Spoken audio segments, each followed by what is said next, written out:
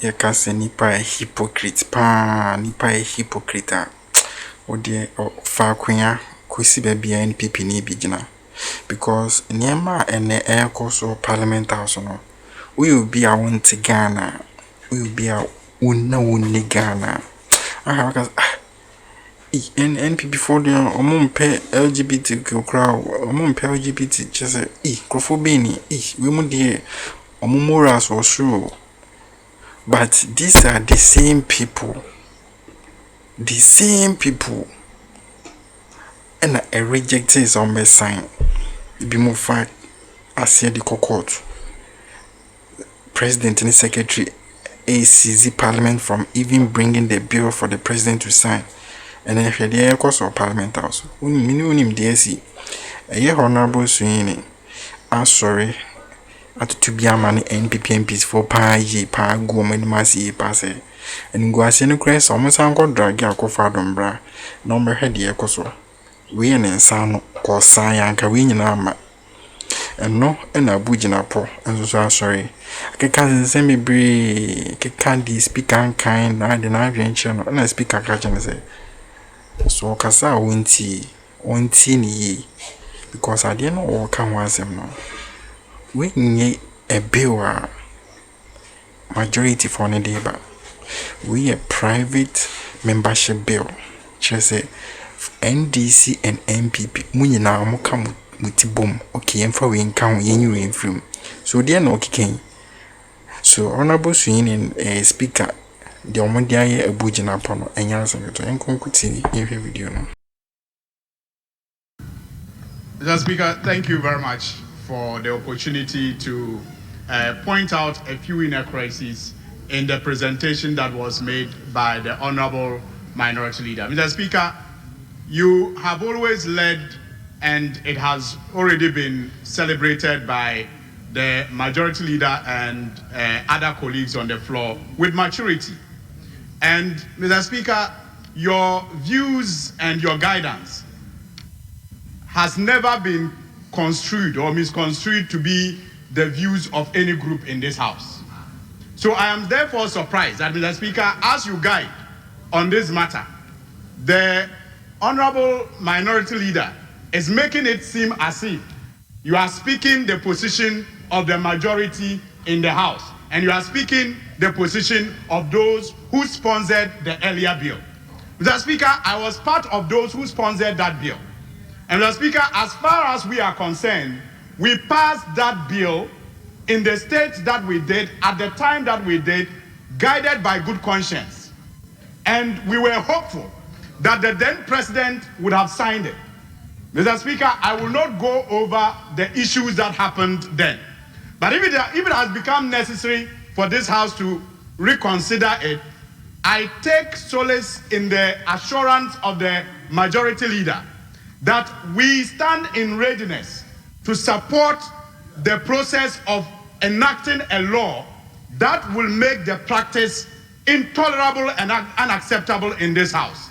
And we are not shaking from that responsibility. We are not moving from that position that we took earlier. If they have changed their position, I would have wished that they would do so with their former president. But even if they are unable to, we welcome them on board, because this is a cause for Ghana. I thank you, Mr. Speaker. Honorable members, I'm happy that our brothers from Uganda are here, because they are ahead of us already on this matter. And so they will share with you their experiences too. They have already passed an act on it. They are implementing it. They've hosted twice 2 conferences on this subject matter. And they are calling on other countries, particularly Ghana, to host the next conference. And so they will share their experiences with you and maybe convince you to host it for other African countries to emulate the good examples that we are setting. Yes, Honorable Member. Thank you very much, Right Honourable Speaker. Mr. Speaker, I just want to respectfully observe that I listened to you very carefully when you were giving the guidance. Mr. Speaker, because the matter that was dealt with in this House in your absence, which the Majority Leader invited you to clarify was a matter of great concern to me. Mr. Speaker, and I was very eager to pick your direction and guidance on the matter. Mr. Speaker, you resolved two matters, as I understood it. The first one, Mr. Speaker, you resolve the matter of whether or not the bill is pending, which therefore can be assented to by the president. And Mr. Speaker, you guided, you gave the direction that the 8th Parliament dissolve with all its uncompleted acts. And therefore, the bill which was passed in this House died with the 8th Parliament, no longer exists. Mr. Speaker, quite clearly, that position is in consonance with the position taken by the minority leader and this side of the House. And with the greatest respect to the majority leader, I'm sure the majority leader himself will concede that the position he articulated or submitted in respect of that particular matter is at variance with the guidance the Speaker rightly gave. Then the second one, Mr. Speaker, which is what the Honorable Suhuyini spoke to. Mr. Speaker, you said there have been certain proposals to make the bill better, and which is what the minority leader pointed out, that if you have realized that the bill that was passed by the 8th Parliament was not fit for purpose, and therefore, Mr. Speaker, and therefore, you have found it necessary. The Speaker did not give specifics as to what are the specific proposals or variations to make the bill better. But the point the minority leader made is that there seems to be a certain concession that the bill that was passed by the 8th Parliament was not fit for purpose, and therefore it has been revised for this 9th Parliament to consider it. So, Speaker, it will be very interesting for us to find out what are the specific areas which have been revised. Because, for example, Mr. Speaker, one of the contentious issues which came up in respect of that particular bill was the issue of human rights. Let me conclude. Honorable Member, we are not debating the bill. Now you are going into contents. You are now not talking referring to what I said or what he said, but you're not going into contents. But we are not discussing or debating any provision of the bill. And you still don't know what I meant by the statements. So please, I assure you that when we get there, being an open speaker, I will let you know what it is. Mr. Speaker, I'm guided. But let me just conclude, Speaker, by saying that let them bring the bill as it was and as was passed by the 8th Parliament in the same form and shape. Don't change it. Mr. Speaker, don't water it down. What the Ghanaian people want is to have a law which promotes good sexual conduct in Ghana and which prevents LGBTQ. Don't go and change the 8th Parliament bill. Don't go and water it down. Don't go and revise it and bring it to the 9th Parliament and have the President assent to it, assent to a bill which is not fit for purpose. We want the 8th Parliament bill for the 9th Parliament to consider. Verbatim, don't change it. That's the point. I thank you, Mr. Speaker. Please. Honorable member, what we are talking about is not a bill coming from the majority side. What we are talking about is a private member's bill co-sponsored by both sides of the House. Even in the 8th Parliament, it was co-sponsored by both sides of the House. It was not from one side. It is still the same co-sponsorship of both sides of the House. You have not seen the contents, and that's why I said you hold your peace. When we get there, you get to know what I refer to. Please, but I know that this is the highest political or partisan platform of any democratic country.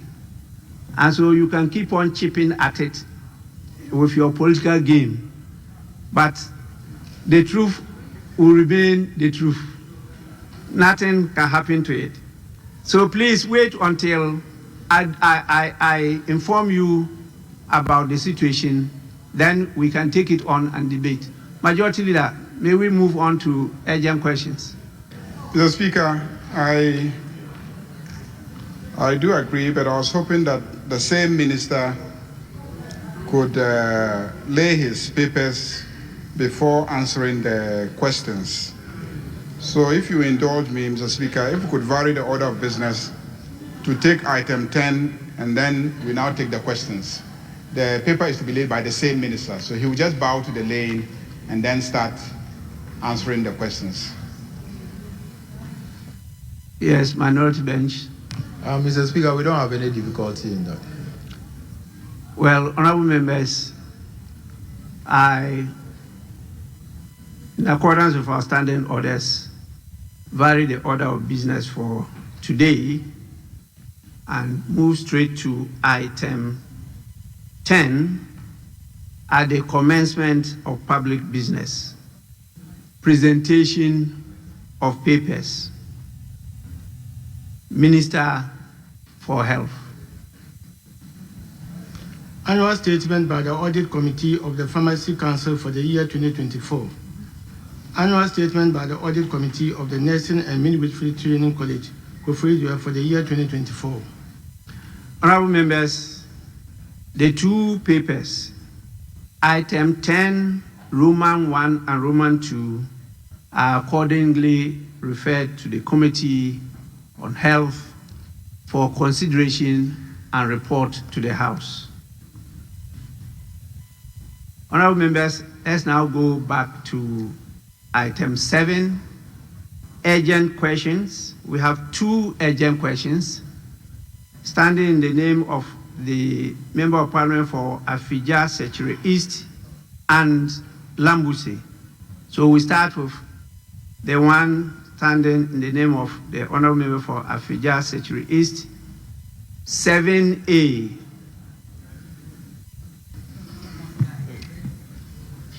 Honorable Member for Afija-Sechere East.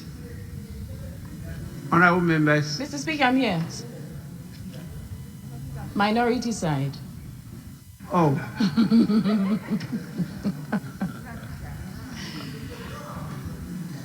Thank you, Mr. Speaker. I rise to ask the Minister for Health the challenges in accessing hepatitis B immunoglobulin for newborn babies. Sorry, Minister, you have to accordingly change your sitting place and take the proper chair. Yes, please repeat the question. Thank you, Right Honorable Speaker. I rise to ask the Minister for Health the challenges in accessing hepatitis B immunoglobulin for newborn babies. Yes, Minister.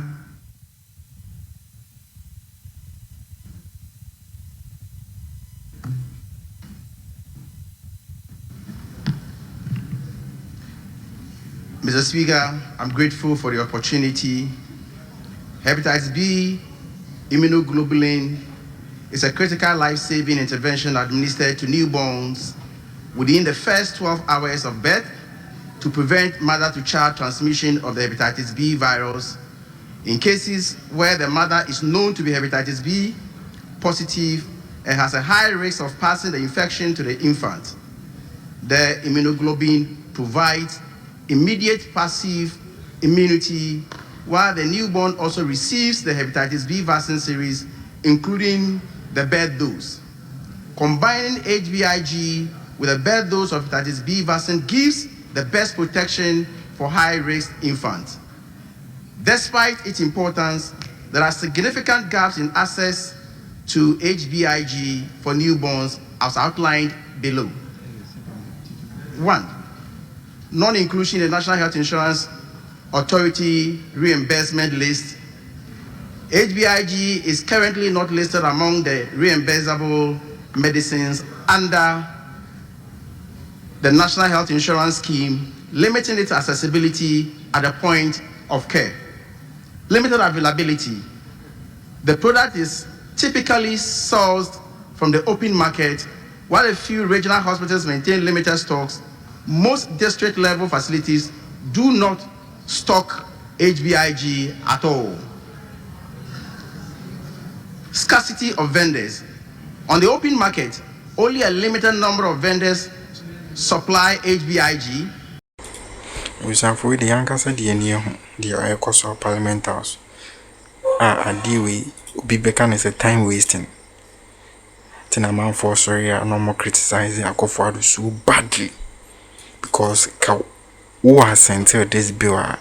Can time we can't find discuss we can be discussing another important issues because inim adrian kutamo inim adrian techi amutimi asa convince mu MPs come nyina to anutum na samu na ke jama kan bitima kasa sana mu nyina mo mpene so na mai din na mu nyina ye kape na mo ho popo because all these arguments, this pressure I'm person model to AGM so paint a picture as if say or no and na a person LGBT equals no can this a year pressure we come to kwako for so I call sign be or no can next years and discuss the way beam because other a year African countries, other foreign countries or mum pesa di we cry.